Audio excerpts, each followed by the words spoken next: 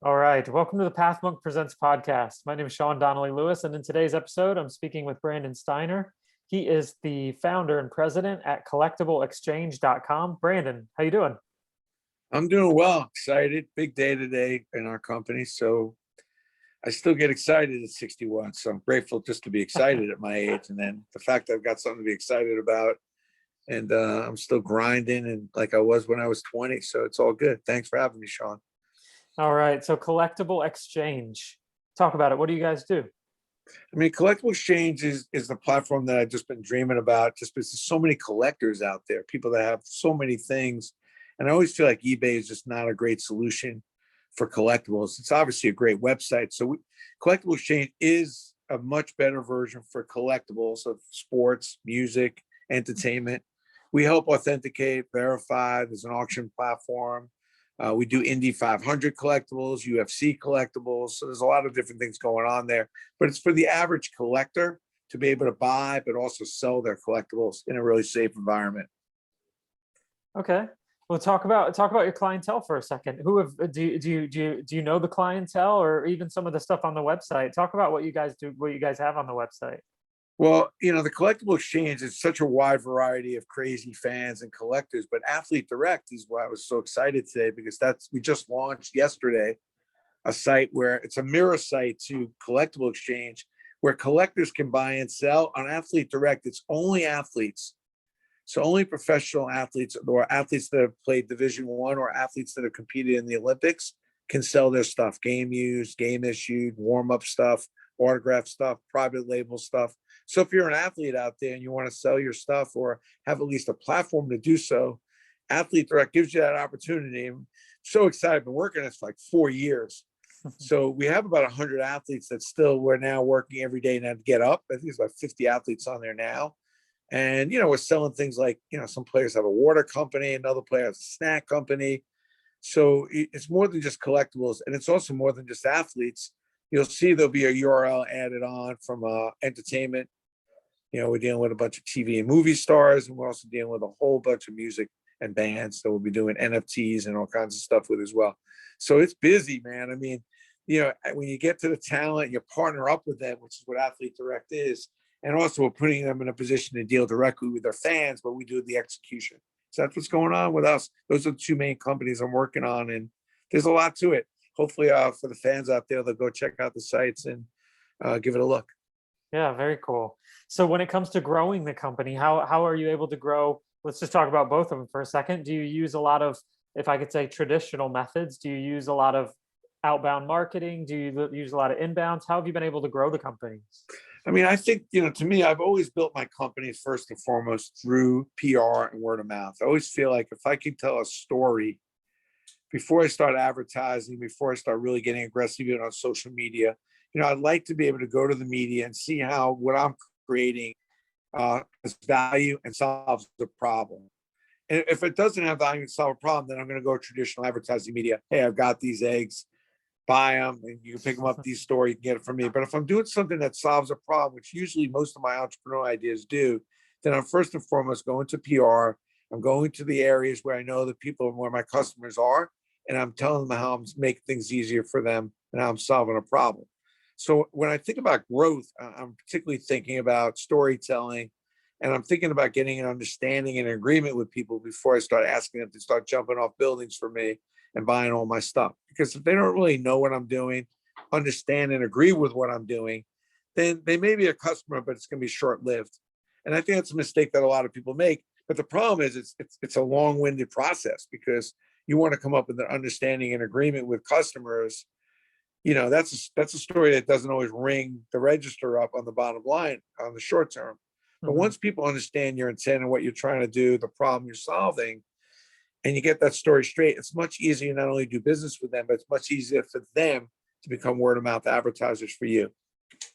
And thinking about the new website, you said everyone check it out. It's directathletics.com. Is that correct? It's athletedirect.com. You got to spell it in one word, athletedirect.com.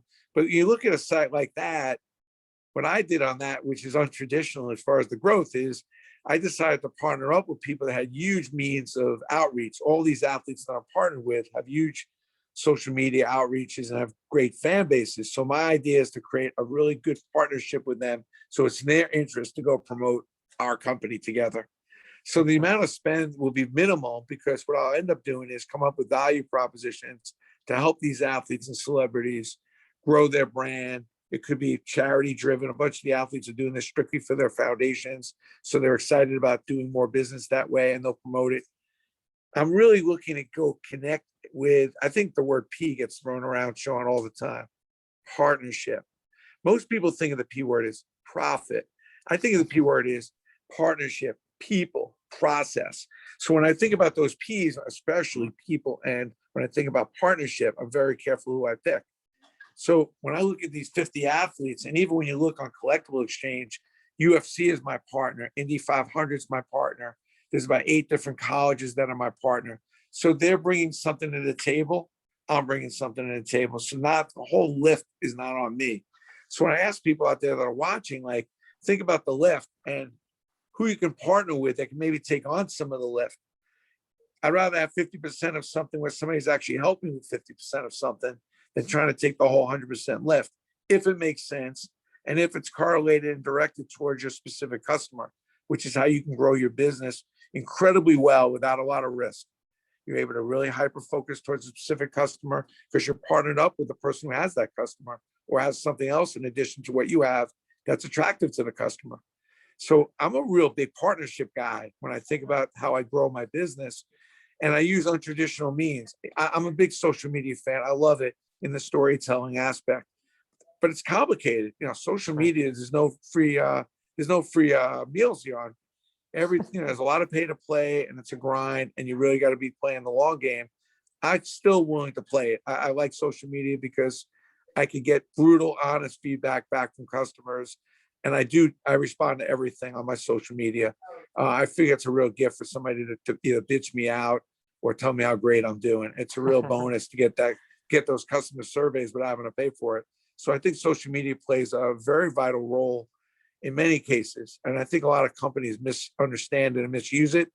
And what I like to see is people that run companies be much more actively involved, not some person in the back corner office, some 20-year-old who's kind of basically trying to beg for an important person's 15 minutes of their attention. And I think you could feel it. I think the companies that are really doing well now are run by people that aren't afraid to get on social media, show their face, do lives, do videos, and talk to their customers and not be afraid to deal with the rap that's coming back at them or the positive stuff that's coming back at them. Sure. Yeah, they say the best ability is availability, right? That's the power is just being there. Totally. Thinking about what you guys are doing at Athlete Direct, what would you say separates you guys from other people that might be doing the same thing in the same space? Well, that's a great question. And there's nothing that I hate worse than people who just copycat and don't add value. I think for me, the goal here is to let athletes get fans closer to the game and closer to their celebrities. So this is the only site that does that. I give the athletes most of the money, which most sites don't do that. And I get the athletes involved with the creativity. So you may have an athlete, you may order something, and the athlete may actually bring that gift to your house himself or herself. Very cool. The athlete may come online right now and start talking and saying, thank you for buying that signed ball or that signed guitar. So we're really trying to get the athletes, again, helping them execute, but we're helping them get much more involved on terms that I know that they're capable of.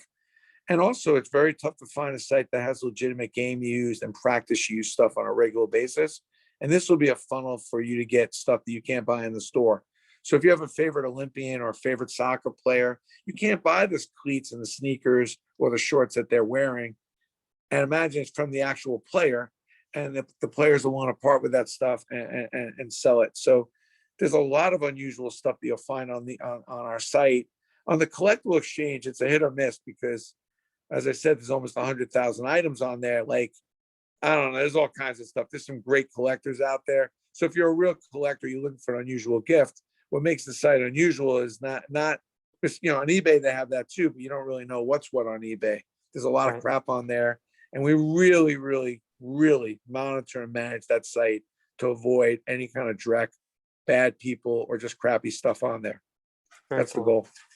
And this is part of the show where I just kind of pick your brain as someone who's growing companies, doing websites, doing these things. So when I say a word like innovation, what would you say is the biggest challenge to being innovative, but also growing the company at the same time? I don't think it's a big challenge to be innovative. What you need to do if you want to be innovative is increase your common sense. In order to increase your common sense, you need to increase your empathy. Like if you can get your empathy, most people are so absorbed with their own stuff, their own situation. They don't have any time to think about anyone else. And that's why they can't be innovative. If you can raise the level of your common sense, which starts with raising your level of empathy. And Sean, do you know what empathy, the definition is putting yourself in a common person's shoes. Put yourself in someone else's place. That's empathy.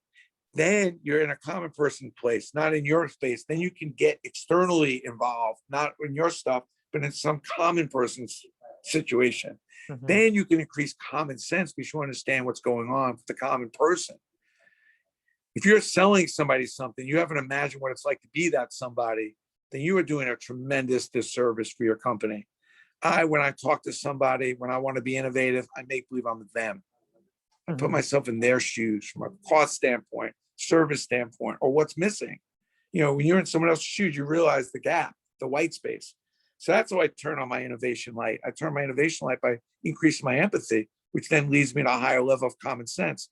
And when I get to a high level of common sense, the common sense shows me, duh, it would be nice to just buy the thing from the athlete. Duh. It'd be nice to go on and buy something from some guy in another part of the world who's collected something, but I want to make sure it's real. So I got to put it on a higher level with my common sense of authentication, to make sure that's easy. So innovation and common sense, I don't think that was the answer you're looking for, but that's how I look at it. I increase my innovation by increasing my common sense. And so when it comes to ROI, right? Everybody wants to get the money back that they're putting in, but when you're a growing company, there's challenges when you expect ROI. What do you think is the biggest challenge in growth when you hear a word like ROI? Well, first thing I think of is, the return on investment is important, and anybody who's giving you money, you got to respect it. But think about return on interaction. Get people involved in your story. Get a return on interaction. Get people involved with what you're doing, and the return on investment will come. But my simplistic answer on your ROI is, before you get deep into it, because when you're starting, it's tough. You're not sure always where the revenue is coming. Spend a little less money than what you're taking in, because return on investment, as important as it is, cash flow is very important. Mhm. Because if you don't have any money, you will not be able to stay in business. So don't get too far ahead of yourself with the return on investment. At the same time, while you're worried about return on investment, which we call profit, which is the air you breathe in a business is profit, you have to always worry about cash flow, making sure that you have more money in the bank than what you're spending. Because once you run out of money, there is no return on anything because you're gonna be out of business.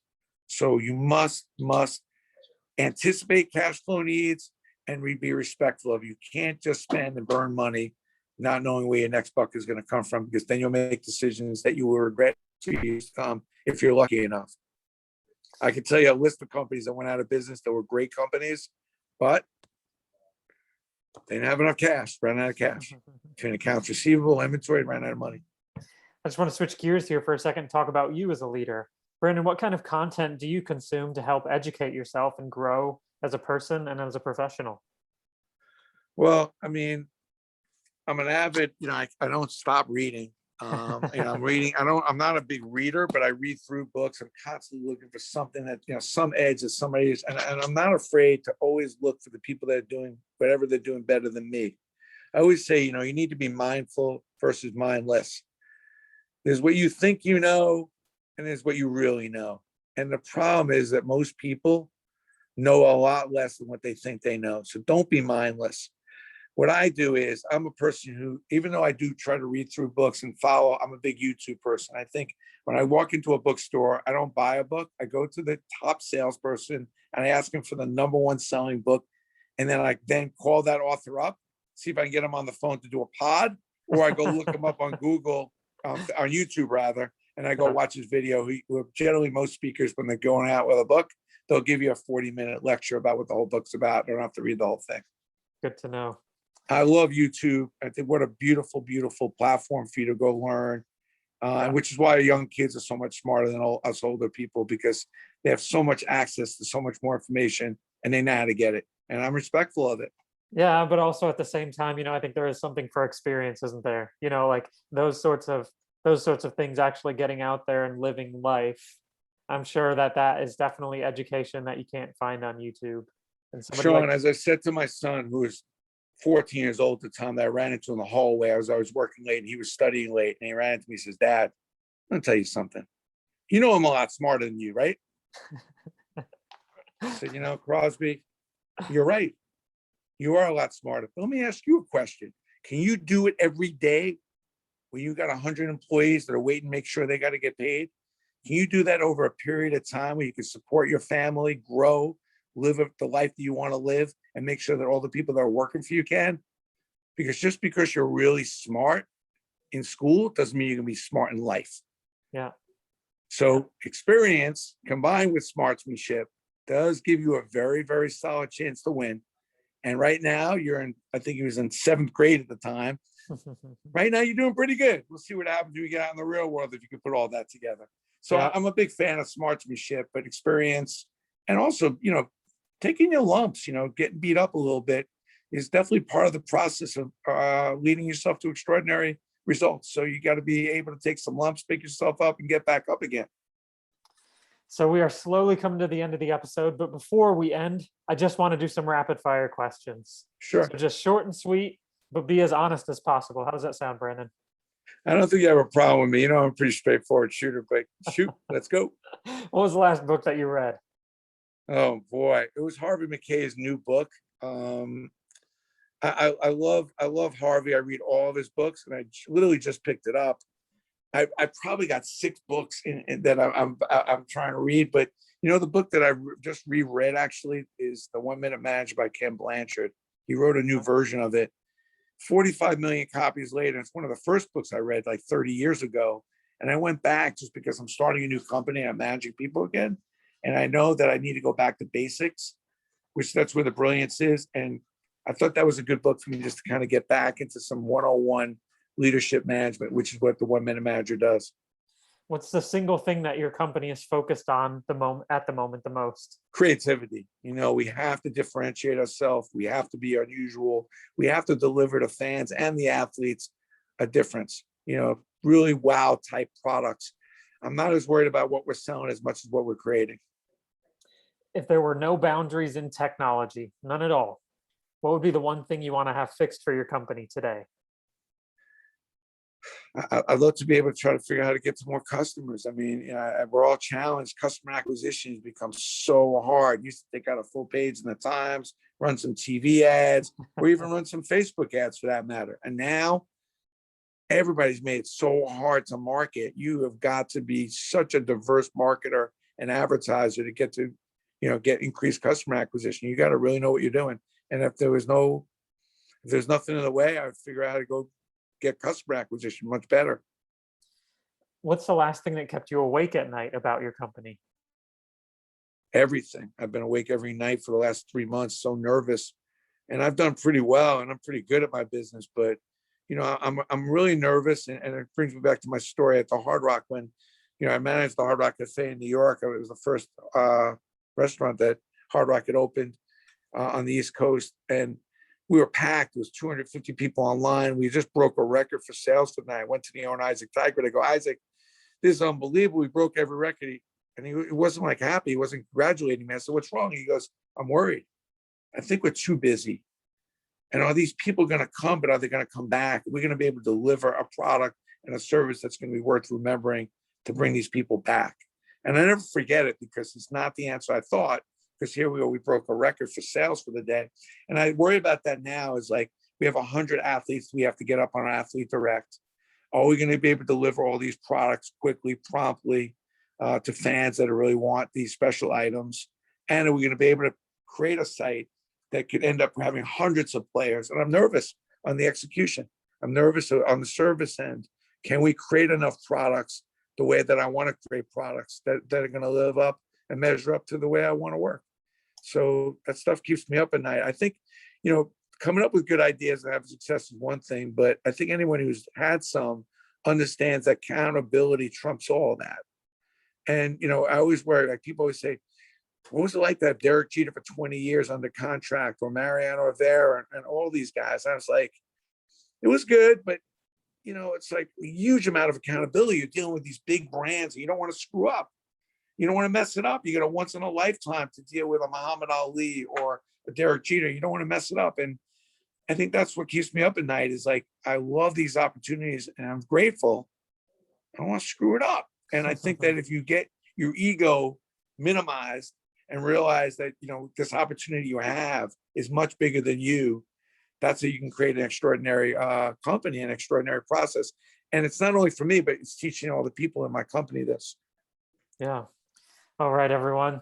That was Brandon Steiner. You can check out all the work that they're doing on the CollectibleXchange.com, as well as check out the new website, athletedirect.com. Brandon, thank you so much for being on the show. The last part of the show is the last word. So if you want to sum up everything that we talked about today, or you felt like there was something that we forgot, I just want to give you the last word today. The floor is yours. Well, first thing I was going to say is, you get any of my 3 books on Collectible Exchange, they're free. Just have to pay for shipping. So, or you can get them on Kindle, but I love the 3 books and I'm actually working on a 4th. And, so I'm just grateful if you're a collector or you have any questions. I'm doing a lot of work with the collegiate market, but if you're a collector and you have stuff you want to sell, you want to know what it's worth, definitely worth going to Athlete Direct or Collectible Exchange. But I answer all my LinkedIn messages, or you can follow me on Clubhouse or on Facebook. So thanks for having me, Sean. I appreciate it. All right. Thanks for being on the show.